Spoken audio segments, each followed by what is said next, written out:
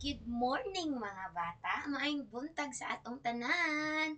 Okay, good morning. So, mga nagay kog hi. Maingon mo hello. Okay, again. Hi. Hello. Hello.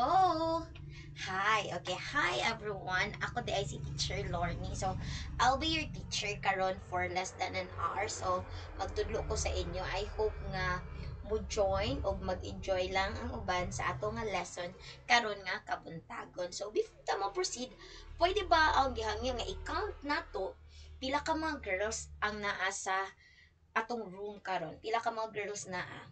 Okay? Kung man nag-count ang girls, how about boys? Pila ka book boys? Okay, so natay 10 ka boys o 5 nga girls. Asa man ang daghan? Ang boys or ang girls? So which is more? Mhm. Yes, ang boys, daghan ang mga boys. Pero atong pakpakan bi kay happy ko nga nakita ta mo karon nga kabuntagon mo pakpak ta bi og katulo. 1 2 3. 1 2 3. Hooray! Ade, 1 2 3. 1 2 1 2 3. 1 2 3. Welcome, welcome, welcome. So gina-welcome ta mo karon nga kabuntagon. So before ta mo ngadto sa atong classroom rules, akong ginahangyo nga manindog ta og bukanta ta og action song aron ta mag-enjoy. Ginahan ba mo? Ready mo? Mama, tipay ko. Ready na, ready na. Sa tubag? Aha, aha. Again? Ready na, ready na? Aha, aha. Okay, manindog ta. Ready? Ulo og liog, abaga og hawak, hawak og tuhod, tuhod og tiil, tiil og tuhod, hawak og abaga, liog og ulo, iya sa Ginoo atong paspasan. Ulo og liog, abaga og hawak, hawak og tuhod, tuhod og tiil, tiil og tuhod, hawak og abaga, liog og ulo, iya sa Ginoo. Habot himo na to hinay. Ulo og liog, abaga og hawak, hawak og tuhod, tuhod og tiil, tiil og tuhod, hawak og abaga, liog og ulo, iya sa Ginoo. Last one, how about dili na to gumitan. So ato lang i-move ang part sa ato ang itawgon. Okay. Ulo og liog, abaga og hawak, hawak og tuhod, tuhod og tiil, tiil og tuhod, hawak og abaga, liog og ulo, iya sa Ginoo. Okay, thank you everyone sa pag-participate. So, karon ka buntagon na kita mo sa ato ang karon nga box nga tapad na ko, tapad ni teacher. So, I have here a mystery box. Kining a mystery box, ma-receive ninyo ni kung magbinuotan ta dinhi sa school. Okay, bataan na. So, atong abrihan niya mystery box unsay naa sa sulod niini. So, before ta mo proceed sa atong lesson, mubasa sang tabi unsay nakabutang sa screen. Atong makita na kay nakasuot nga respect. Again, respect. So, ang rule nato while nata sa room, hinumduman la na ang word nga respect. Kung nag-respect ta sa ato ang nasa sulod sa room, nasa kay teacher, mutan-aw ta ang atong mata diha lang kay teacher while nagtudlo ko ani dinhi ang atong mga mata dili sa gawas. Okay ba, clear? Next is ang atong talinga. Kung na ako sa tubangan mamati ta aron masabtan nato ang lesson nga ako nga i-share karon sa inyo ha, lesson nga atong sabton. Ikatulo is ang atong mga baba atong gamiton nga di ta magyaw sa atong mga tapad, sabot ta na. Then, last is ang atong kamot, ialsa kung naay tuyo. Teacher, na ako'y tuyo. I want to answer. Gusto kong may storya. Na ako'y tubag. So, alsa lang sa kamot. Okay? Nakuha ba? Sa hinumduman na to ang word nga. Again, basahon na to. Respect. Okay? Good job. Okay. So, karon na ako'y pakita sa inyo nga picture. Tanawan ninyo, bi. Unsa man nga picture? Oh, yes. Usa na siya ka kusina. Imagine na daw sa inyong kusina. Unsa may naa sa inyong mga kusina? Be, kinsa may hilig nga muuban sa mama o papa kung magluto sila sa kusina? Be, tanaw na to. Unsay na sa kusina? Yes. Naay una, naay mga plato, naay mga kutsara, naay kaldero, unsa pa, naay dibol sa gamit og luto, naay unsa pa man. Okay, damo tag makit-an sa kusina. How about gusto na ko mulingi mo sa left, mulingi pod sa right, lingi tanan unsay nakit-an nato. Oo, kadi klase lang bisan unsa ang atong makit-an. So, kasabot ba mo class nga kanang tanan nga atong nakit-an sa palibot or bisan asa man ta gitawag siya og matter. Again, unsa na siya? Matter. Okay, what is matter? Unsa din ang matter? Sa atong basahon diri, matter is anything that occupies space and has weight. So unsa daykon ang matter?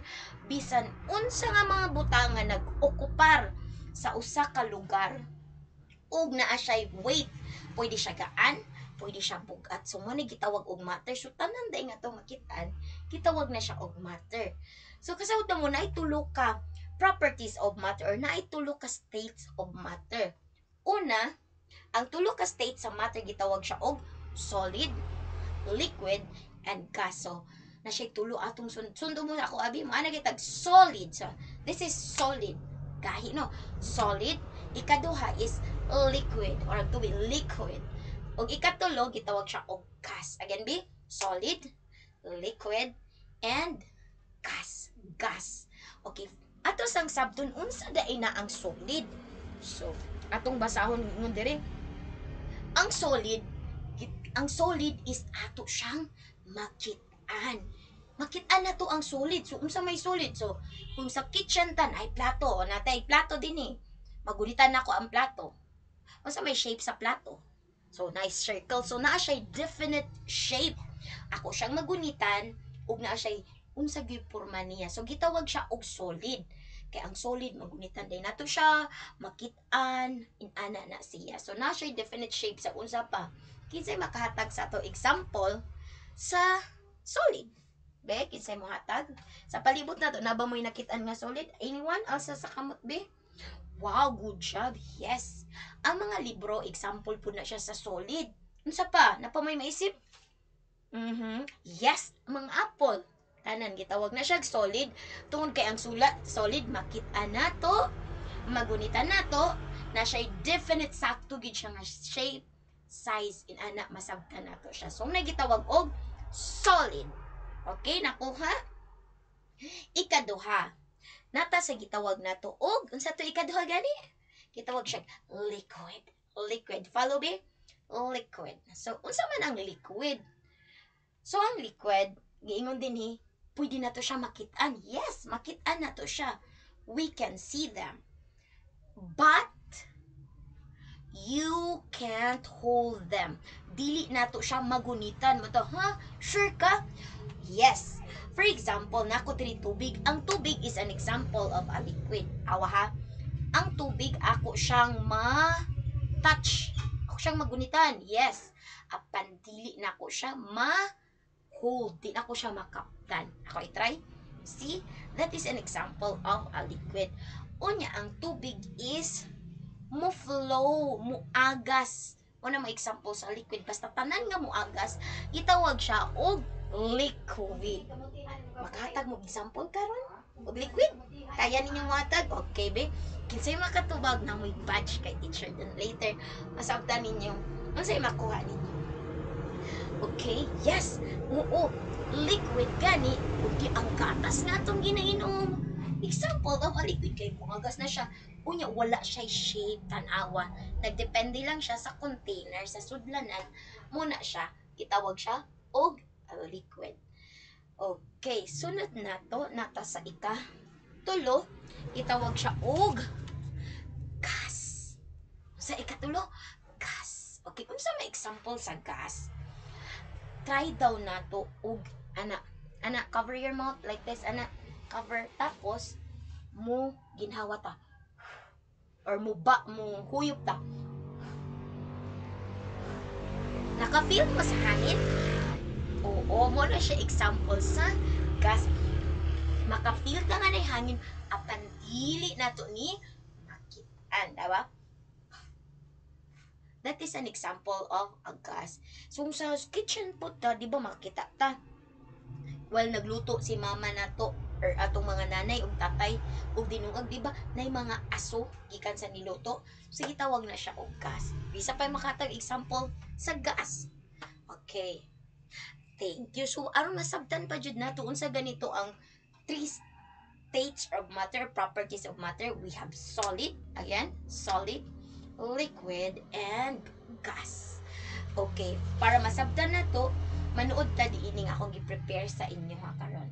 The states of matter. So, hindug ta ug mag-action ta. Ready? Okay, manood ta. And then, okay, thank you everyone for that wonderful sa inyong pag-participate. Klaro na ba ang tanan? We have the solid, liquid, and gas. So ato hinumduman nga sa atong palibot, nga atong makita, bisan tuyok pa ta, bisan asa ta, itawag na siya og solid. Nakuha? And then, so matter, I guess, matter is anything that bisan unsa na nag-okupar sa tibok kalibutan tanan, gitawag siya og matter. Ug na siya tulo ka properties of matter. We have the solid, the liquid, and the gas. Ang solid, na siya definite shape, na siya different size o volume, makita nato, magunitan nato siya. Walang liquid, kuan lang siya, makita nato siya, pandili nato siya, magunitan. Ug ang iyang shape or size, nagdepende lang sa container susudlanan niya. Ug ang gas, dili nato siya makitaan, dili magunitan, so nagdepende ra gud siya sa sudlanan nga gisudlan ana niya. Okay, nakuha? So, atong hinumduman usab nga ang tanan na nasa palibot nato ginabuhat na sa Ginoo. Ato nang pasalamatan kay ang tanan gihatag niya aron ato nga magamitan. For example, ang hangin gihatag sa Ginoo, dapat magpasalamat ta ni ana. Sa palibot nga atong nakit-an, atong pasalamatan ang Ginoo ni ana. Nakuha? So ready na ba mo sa ato nga evaluation? Are you ready? Okay, so thank you everyone. Kaya dahil siya jud. Okay. 20 to 30 minutes ra gyud ni. Where is it?